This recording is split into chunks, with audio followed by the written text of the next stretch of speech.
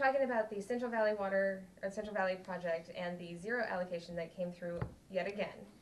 And you had some really good comments about that, about why this is distressing for so many people, so many farmers in this state. Can you tell us a little bit about why that is?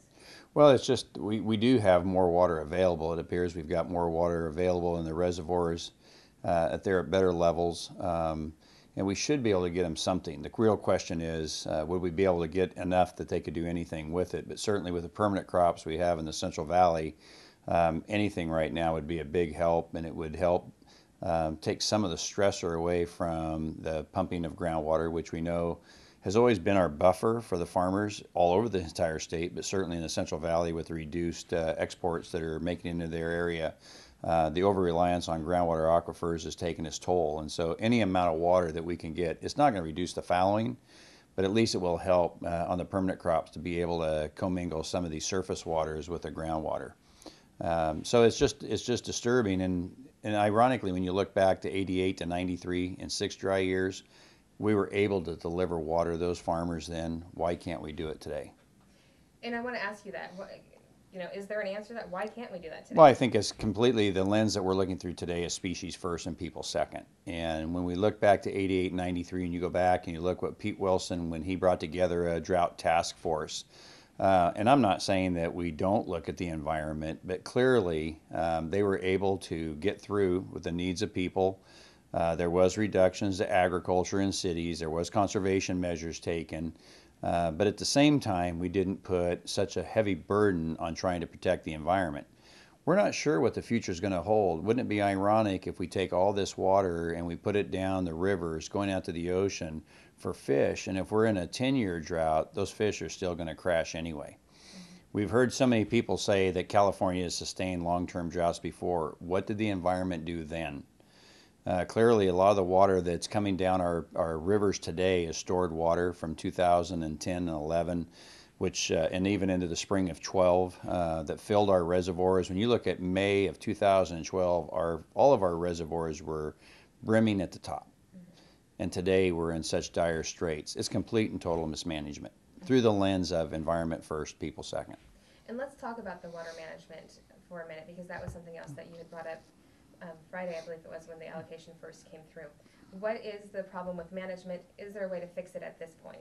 Well, I think, yeah, anything we can do now, one, the management as it relates to the biological opinions, to make sure that we give equal footing and maybe even a weighted footing to people over fish.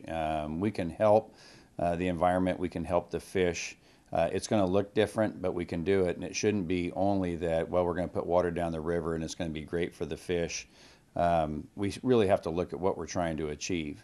The other that might not be quite so handy today, because we would need some really wet years, is the management of our reservoirs and not requiring that they have a certain amount of freeboard available to them in case of a wet year. Right now, the reservoir operators are required not to have too much water in the reservoir in the fall of the year so that they can account for the runoff, whether it's rain or snow runoff.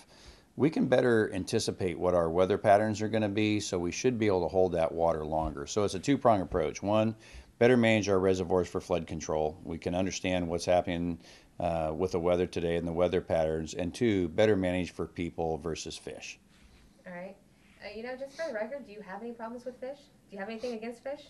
Absolutely not. Love to fish and everything, but it just seems like that we still, and you've heard me say before, Sabrina, that here we are in 2015. Our medical technology, the quality of our food, the standard of our living is giving people longer lives. Our birth rates are increasing. We see now, last year I was at Nationwide Children's Hospital in Ohio, and at 24 weeks of age, a preemie baby can be expected to live a long and healthy life. We are able to conquer a lot of the anomalies that would have spelled disaster for people and their death. So people are living longer, and even though we still have a lot of maladies out there, we're living longer, better lives. But yet we think the environment has to exist the way that it has for millennia. And so we can use the same science and technology that has increased our survivability and lifespan to help fish survive. And so if the environmentalists want to keep doing it the old-fashioned way, something's got to give. And so I absolutely have nothing against fish. But we also have to know what it is we're trying to accomplish. And the environmentalists will never tell you what it is we're trying to accomplish.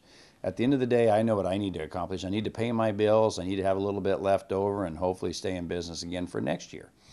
We all have markers of what we have to do to achieve, and yet, unfortunately, the environmental community is just, we want more, even though we've never been told what it is they're trying to achieve. And we're at one of these critical times when we have to adapt. We've had lower amounts of snowfall, higher rain events. We haven't captured those rain events.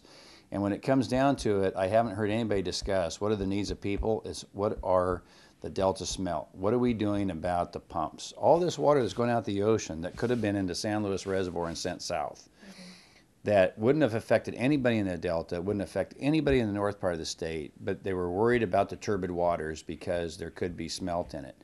I mean, at some point in time, we better start thinking about people, and we can help the smelt survive, but people ought to be first, not fish.